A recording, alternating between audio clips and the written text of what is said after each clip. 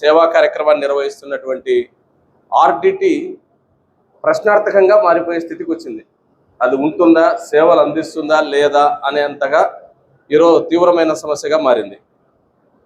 దీన్ని కాపాడుకోవాల్సిన బాధ్యత ఆర్డిటి వాళ్ళకంటే కూడా ఆర్డిటి ద్వారా ఈ సమాజం మన జిల్లా అభివృద్ధి కావాలని కోరుకునే అందరి బాధ్యతగా ఈరోజు మనందరి మీదకి వచ్చేసింది.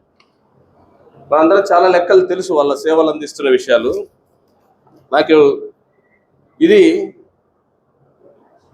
82,934 ఇళ్లను ఇప్పటి వరకు నిర్మించినట్లుగా వాళ్ళ లెక్కలు చెప్తున్నారు. 82,934. వెతికిపోయిన ఉన్న రాజకీయ నాయకులు రాజకీయాలు ఇప్పుడేం మాట్లాడుకోము, అయినా రాజకీయాలతో ముడిపడి ఉంటాయి ఇవన్నీ.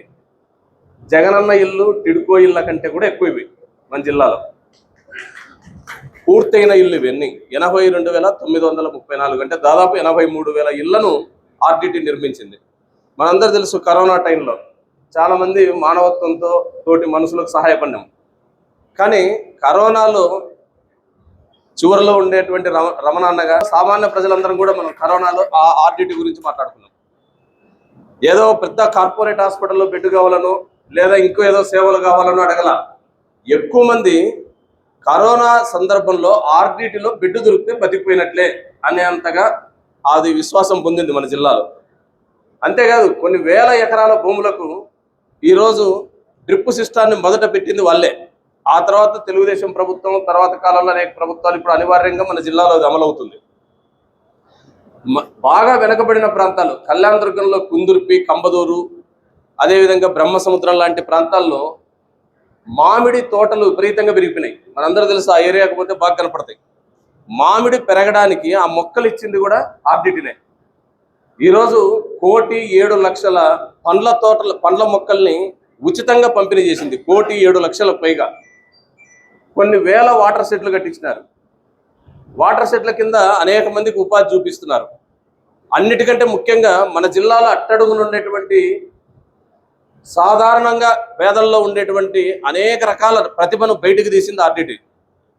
ఈరోజు మంగ్లీ లాంటి ఓ గిరిజన తెగ, మా పక్క ఊరే ఆమెది, మామూలు గిరిజన తెగలో ఉండేటువంటి ఒక సాధారణ స్త్రీ ఈరోజు సినిమా ఇండస్ట్రీలోనే కాకుండా మొత్తం పాటల రంగంలో రాయలసీమ జిల్లాలకు సంబంధించిన ఓ పెద్ద సింగర్గా ఉందంటే మంగ్లీ ఓన్లీ ఆర్డిటి ద్వారా ఎదిగింది.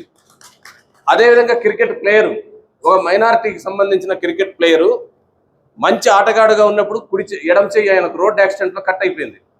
ఇక ఆటకు పనికిరాడు అనుకున్నారు. అట్లాంటి సందర్భంలో ఆయనకు కృత్రిమ చెయ్యి అమర్చడమే కాదు, రంజీ ట్రోఫీలో కూడా అన్నాడు. సైకిల్ బైక్ బాగా తెలిసి ఉంటుంది.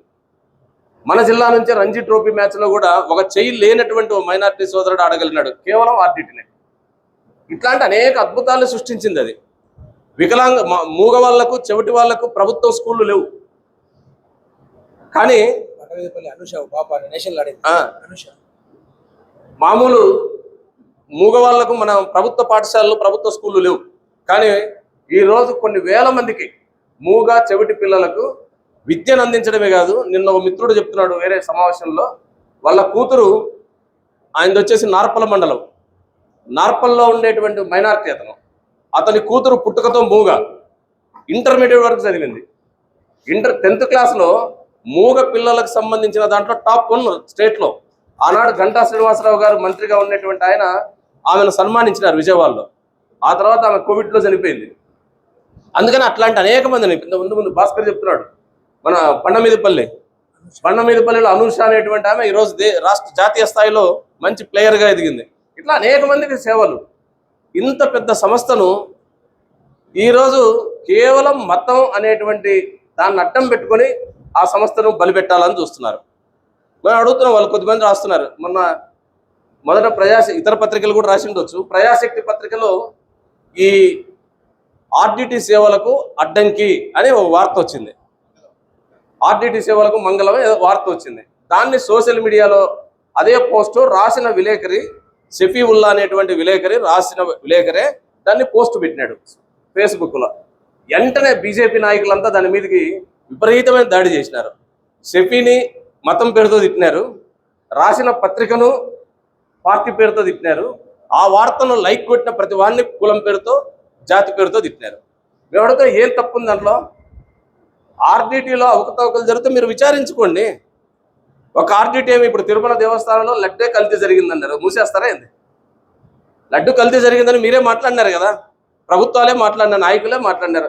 మరి తిరుపతిలో దేవస్థానాన్ని మూసేయలేరు కదా. తప్పుంటే దాని మీద విచారించవచ్చు, చట్టబద్ధంగా చర్యలు తీసుకోవచ్చు.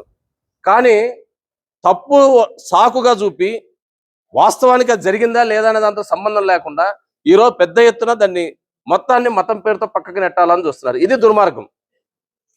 సేవలు నువ్వు అందించలేవు. ఈరోజు మన జిల్లాలో ఇంత పెద్ద హాస్పిటల్, ఇన్ని వేల మందికి గర్భిణీ స్త్రీలకు గవర్నమెంట్ ప్రైవేట్ ఆసుపత్రి పోతే ఎంత అవుతుందో మనకు తెలుసు. చిన్న సిజేరియన్ జరగాలంటే కూడా 40-50 వేలు లేని ఎవరు చేయడంలా. బయటికి చాలా మంది చెప్పొచ్చు మేము ఆ మతస్థులం, ఈ కులస్థులం, మేము చాలా గొప్ప చాలా త్యాగ పురుషులం అని. కానీ ఎవరు ఉచిత సేవ అందించరు. ఆర్డిటిలో ఈరోజు మన కళ్యాణ దుర్గం పదం, కళ్యాణ దుర్గం కాడ ఆ ఆర్డిటి హాస్పిటల్ కాడ కొన్ని వేల మంది ఉంటారు. రోజు ఓపీలు పొందేవాళ్ళు. ఇక్కడ బత్తలపల్లిలో మనందరం చూస్తున్నాం, వేల మంది ఉంటారు. ఎందుకని? నమ్మకం. వాటికి పోతే మేము బతకగలం, వాటికి పోతే మాకు డబ్బు లేకుండా వైద్యం చేయగలరు, అక్కడికి పోతే మేము బతికి ఇంటికి వస్తామనే నమ్మకం ఈరోజు పేదల్లో ఉంది. ఏ ప్రైవేట్ ఆసుపత్రికి పోతే బతుకుతామో లేదో, డబ్బులు మాత్రం ఖర్చు అవుతాయి. ఆర్డిటికి పోతే బతకడం గ్యారంటీ, డబ్బు ఖర్చు లేదు. అందుకనే ప్రభుత్వ దానికంటే దానికి ఎక్కువ పోతున్నారు. మరి ఇవన్నీ గుర్తించకుండా ఈరోజు బీజేపీ అధికారంలోకి వచ్చిన తర్వాత అన్ని సంస్థల మీద దాడి జరుగుతున్నట్లు ఇప్పుడు ఆర్డిటి మీదకి వచ్చింది. ఆడ దేశంలో మతస్థులు ఉన్నారు, ఏమన్నంటే ఒక్క అంటారు, అంతకుముందు ఎన్ఆర్సీ అంటారు, ఇంకో సిఐఏ అంటారు, ఏదో పేరుతో ఉమ్మడి పౌర స్మృతి అని ఒక తరగతినే శత్రువులుగా చూపిస్తారు. ఈరోజు సేవలు అందించే వాళ్ళని కూడా చూపిస్తే దీన్ని అడ్డుకోకపోతే ఇంకా రేపు భవిష్యత్తులో అనంతపురం జిల్లా ఏం అభివృద్ధి అవుతుంది? గవర్నమెంట్ ఎంత ఖర్చు పెడుతుందో మనకు తెలుసు. ఏ ప్రభుత్వం ఉన్నా డబ్బులు లేవు. డబ్బులు కావాలంటే ఈ రోజు ఈ స్కీములన్నీ నడపాలంటే వద్దు, ఆర్డిటిని వద్దంటున్నారు కదా. ఇప్పుడు తెలుగుదేశం కానీ లేదా బీజేపీకి కూటమి ప్రభుత్వం కానీ ఈ సేవలన్నీ మీరు తీసుకోండి, ₹1 ప్రజల మీద భారం పడకుండా మాది బాధ్యత అని ప్రభుత్వం తీసుకోండి, మంచిది కదా. నిజంగా మీకు అది చేయగలరా? నిన్నగాక మొన్న హెడ్సెట్ ఎగ్జామ్ ఉంది, ఎంట్రన్స్ ఉన్నత విద్య చదవడానికి ఆ పిల్లలకు. వెంటనే హెడ్సెట్ మా దగ్గర నిధులు లేవని ఆర్డిటి క్యాన్సిల్ చేసింది. క్యాన్సిల్ చేసిన అరగంట లోపే నారాయణ కాలేజ్, రఘునాథ్ రెడ్డి గారి బిల్డింగ్ లో ఉంది, నారాయణ కాలేజీ గోడకు బోర్డు రాసేసినారు. ఆర్డిటి విద్యార్థులు, ఇప్పుడు చదువుతున్న విద్యార్థులు నెక్స్ట్ ఇయర్ కి వాళ్ళు డబ్బులు ఇవ్వడంటున్నారు కాబట్టి మీరు డబ్బులు కట్టి రావాలి అని బోర్డు పెట్టేసినారు అరగంట లోపే. ఇంకా రేపటి నుంచి ఏం చదువుతారు పిల్లలు? ఇప్పుడు మధ్యలో చదువులు ఆగిపోతే వాళ్ళకి ఆశీర్వదించమని అడగాల్సిన పనిలా. అన్నం పెట్టిన వాళ్ళు క్షేమంగా ఉండాలని కోరుకునే బాధ్యత అన్నం తిన్న ప్రతి ఒక్కరిది, అట్లా తింటున్నప్పుడు చూసిన మానవత్వం ఉన్న ప్రతి ఒక్కరిది. ఆర్డిటిని కాపాడమని కోరుకోవాల్సిన బాధ్యత మనందరిది. అందుకనే మనందరం కలిసి ఈ ఆర్డిటిని కాపాడుకోవడానికి ముఖ్యంగా ప్రభుత్వంలో ఉండేటువంటి మంత్రులు, ఎమ్మెల్యేలు వాళ్ళు ఇప్పటికే కొద్దిమంది కదిలినారు, సంతోషం. అమిలినేని సురేంద్రబాబు గారు కదిలినారు, కాళ శ్రీనివాసులు గారు కదిలినట్టున్నారు, ఎంఎస్ రాజు ఆయన పోయి మాట్లాడి వచ్చినాడు.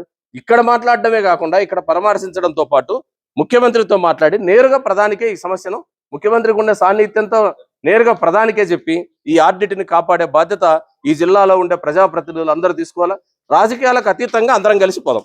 దీంట్లో రాజకీయాలు వద్దు. ఆర్డిటి ఉంటే అందరం బతుకుతాం, బతుకుతే అప్పుడు ఓటర్లు ఉంటారు, పార్టీలు ఉంటాయి. ప్రజలే లేకపోతే ఇంక ఓటర్లు ఎందుకు, రాజకీయాలు ఎందుకు? అందుకని అందరం కలిసి రాజకీయాలు పక్కన పెట్టి, కుల మతాలు పక్కన పెట్టి అందరం కలిసిపోదాం. దీని పట్ల బీజేపీ వైఖరి ఏమిటో చెప్పాలి వాళ్ళు. మీరు ఈ సేవల్ని ఆపడం వల్ల ఎవరికి అన్యాయం జరుగుతుంది? దళితులకు, పేదలకు జరుగుతుంది. వీళ్ళంతా ఎవరు? దళితులు హిందువులు కాదా? పేదలు హిందువులు కాదా? ఈరోజు ఈ ఆర్డిటి సేవలు పొందిన వాళ్ళల్లో 100% మంది హిందువులే. 198% వాళ్ళు ప్రచారం చేస్తున్నారంటే క్రిస్టియన్ మతంలోకి చేర్పించడానికి చూస్తున్నారని. మీరు చాలా నేను ఇల్లు ఓపెనింగ్ పోయినా, మనలో కూడా చాలా మంది పోయింటారు ఆర్డిటి కట్టించిన ఇల్లు ఓపెనింగ్ అప్పుడు. ఆ ఇళ్ళకు పోతే ఆ ఇల్లు ఓపెనింగ్ అప్పుడు మామిడాకులు కడతారు, టెంకాయలు కొడతారు. ఎందుకు? రమణన్నకు బాగా తెలుసు. అక్కడ వైద్యం పొందిన తర్వాత బయటకు వచ్చేటప్పుడు వినాయకుడు ఉంటుంది, ఇక్కడ మన బత్తలపల్లి హాస్పిటల్ బయటే ఆ టెంకాయ కొట్టే పూజ చేసి వస్తారు అందరూ. కాబట్టి ఎవరైనా మతాన్ని మేము నిర్బంధించడంలా. కాబట్టి దయచేసి మనందరం ఉమ్మడిగా దీన్ని కాపాడుకోవడానికి ప్రయత్నం చేయాలని కోరుకుంటూ